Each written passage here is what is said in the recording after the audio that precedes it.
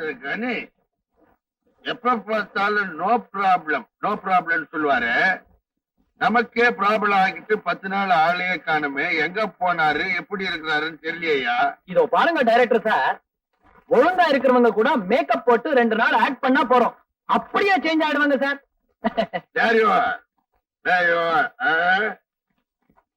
Sir Ganesh sir வந்தாச்சு sir. Ganesh வந்துட்டாரா? உருவியா பேண்ட உருவு, மரியாதை குடியா. சார் ஐ ஆம் quite okay. How are you? I'm right. Always you right. I know.